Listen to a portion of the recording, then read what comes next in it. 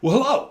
I'd like to welcome you to my first impressions of the Lamy 46N fountain pen with an FK nib, which means fine, and then the K means Kugel, which is ball. So this is a rounded nib.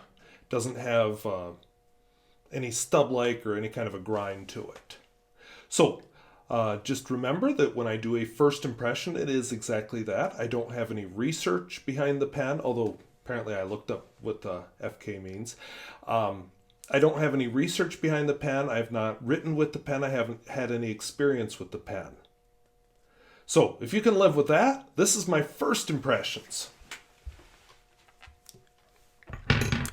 So one thing which may not last till the review because it wants to come off is this price sticker. I don't know exactly what the 57 is, but the 1050 is probably the price. It's a Lamy pen. And otherwise, it's basically one of those slim black pens that I like. Now, I know that the 57 isn't the model number because there's Lamy Nazio, or is that ratio? Now that I look at that, that looks more like ratio. I think the person who sold it to me had it wrong. They misread it, unless that's German writing. Oops, and I wandered all over while I was saying that because I wasn't looking at the screen. Unscrew the pen. It is a piston filler. It's a nib. Could you call that semi-hooded? Kind of reminds me of a Lamy 2000, but of course this is a steel nib. And it doesn't have the specific hole for the ink to go into, but there's other ways for it to get in there. Nice ink windows, reminiscent of, what, the Lamy 27, Lamy 99. This pen is from 1975, which I found appealing because guess what? Who else in this review is from 1975? So, nice, reasonably smoothly acting piston, and I think hides well. You don't know there's a piston turning knob when it's closed. So, pretty cool pen. So I'm already leaning towards liking it. So I'm going to try this out with a sample of Private Reserve Arabian Rose. This always makes people nervous when I do it, but guess what? That's why this is here. And clearly I've had accidents before. You need a holder. I know, but I don't have one, so we're going rough. Okay, and right now, this is why I need a holder. Okay. So, I want to see how it's bubbling. This is a lot easier when I'm doing it without performing for an audience. It is bubbling. Drew a nice fill there, but I always like to flush. Now, admittedly, when it's a vintage first impression, I've flushed it with pen cleaner. I've flushed it with water. You know, to say this is the first time I've ever touched it is absolutely not true. Because vintage pens can have ink in them, or they can have nasties growing in them. And it's better to kill those nasties and get that ink out. Which I didn't really need to do anything with this pen, but better to be safe than sorry. Until I have better information, I'll just do that with it. By the time I publish this, I'll look up and I'll know exactly what it's called. Before I go further, let's just look a bit at this Kugel. So very rounded nib. A more typical regular fine would be found on this artist prints.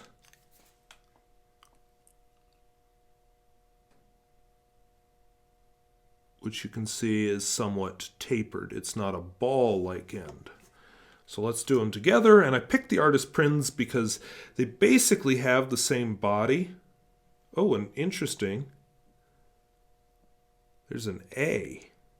Or is that a triangle? I think it's an A, which must mean that. There's a A nib on the Lamy ABC also, which is a student pen. But I'm wondering if that means it's more rugged or if the A means it's actually a ball pen on the, or ball nib on the ABC. So you can see the one I'm using today is more rounded. And from the side, less tapered. And from the front, again, it's not ground down from the sides. It's more ball-like. Which means it's, of course, going to be a little bit broader. This is my first Kugel nib, so I'll just put it out there. I don't have a flipping clue what its properties are supposed to be. I should have looked that up, but I didn't. So, there we are. Private Reserve. Oh, this is a nice color.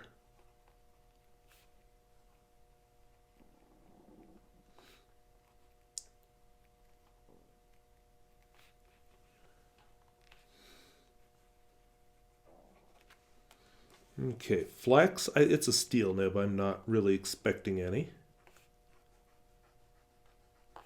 No. Not even a whole lot of line variation, but I will say a lot of very nice wet writing, and it definitely allows the shading of this ink to show off at least a little bit. And again, what a nice color for that ink. I'm impressed.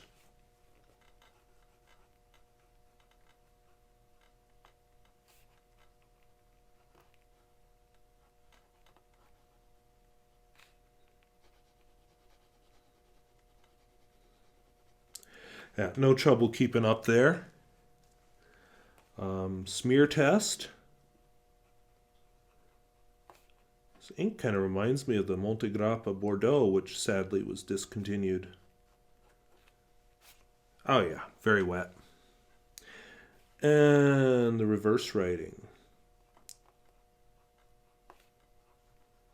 which I don't, well, since I've never used a Kugel nib, I guess I don't know what's about to happen. Okay, it really is extra fine and just as smooth. So, pleased by that.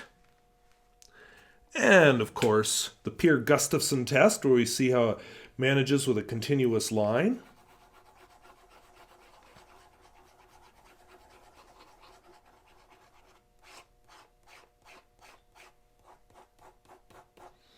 I think it did pretty well there.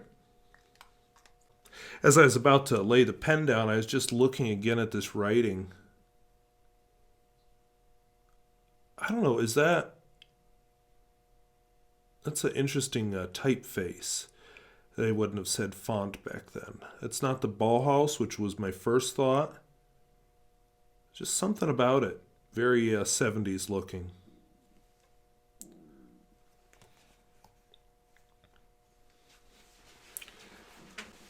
So it'll be interesting to find out if this is any relative to the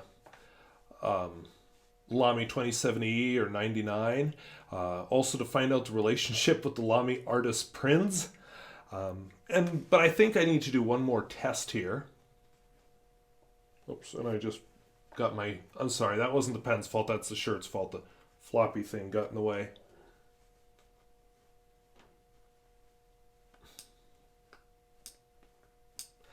So, apparently I can carry the pen in my pocket if I decide to give up my beloved Lamy 2000 for...